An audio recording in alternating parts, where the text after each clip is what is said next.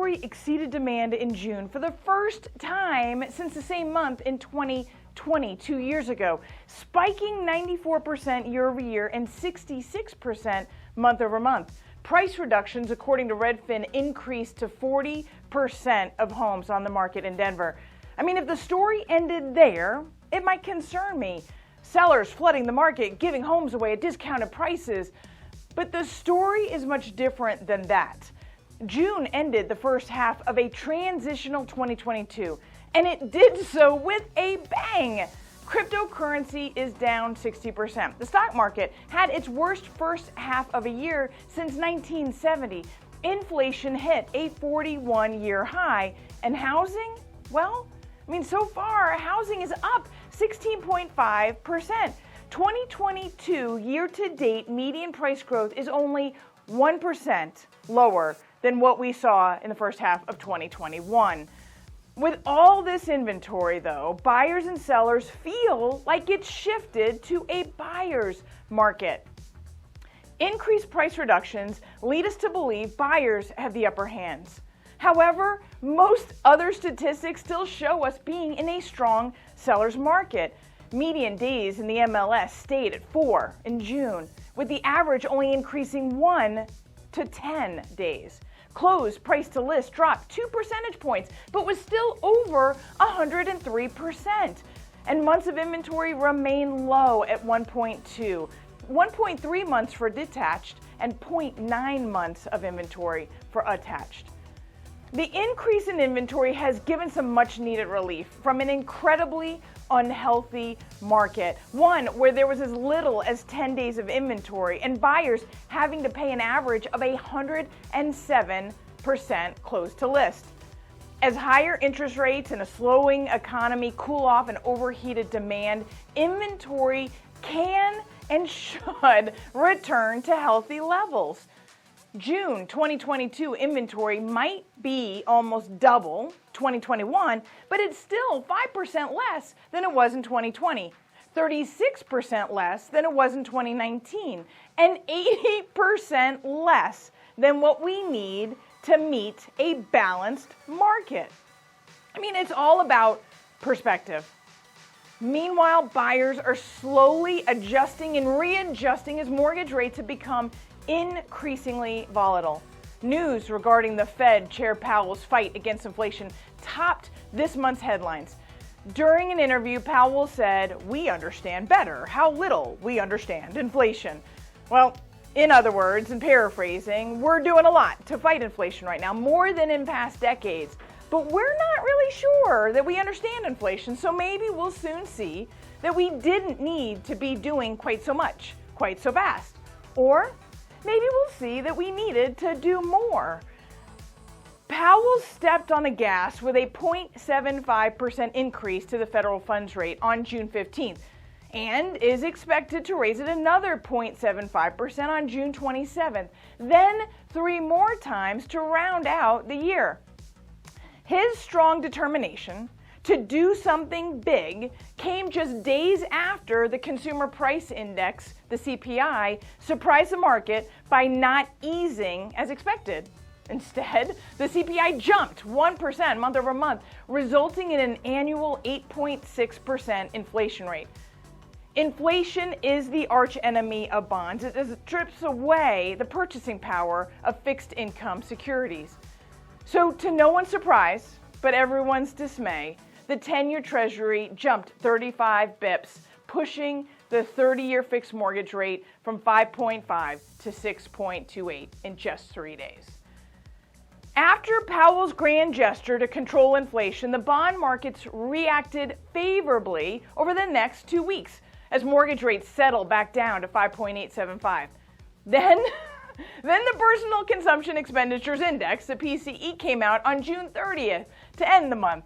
Although the PCE measured the exact same month's data as the CPI report just a few weeks before, the PCE's bigger look at consumed goods and services by all households saw a slight drop in its core inflation, which excludes food and energy. It also marked a slower consumer spending, half of what was expected, and less of a personal income increase to offset that inflation. So while the PCE was not expected to move the market, it did just that, and June ended where it began, with the 10-year Treasury back down to 2.88 and the 30-year fixed mortgage at 5.5. The PCE did more than just move the market. It moved the Atlanta Fed to revise their second quarter GDP estimates from a 0 expected growth to a negative 1%. Now, we all know the Cliff Notes definition of a recession is 2 consecutive quarters of negative GDP. And while the National Bureau of Economic Research, who officially calls the start and the end of recessions, did recently expand its definition, it's hard to ignore that this will make 2 consecutive quarters.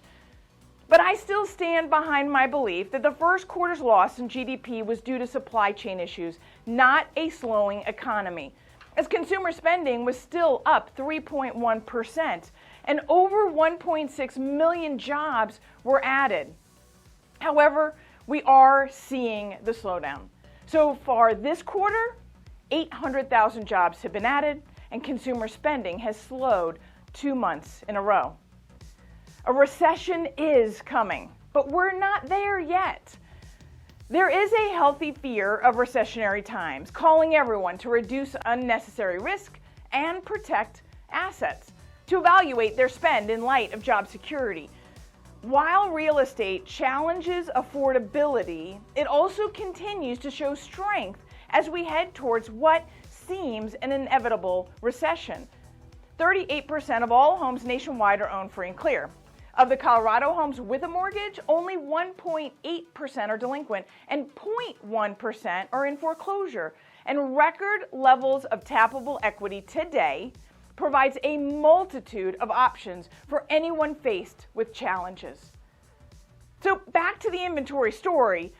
There was much needed uptick in new and active listings in June. Some of this due to increased mortgage rates, some due to seasonality, and some due to the migration out of Colorado due to affordability.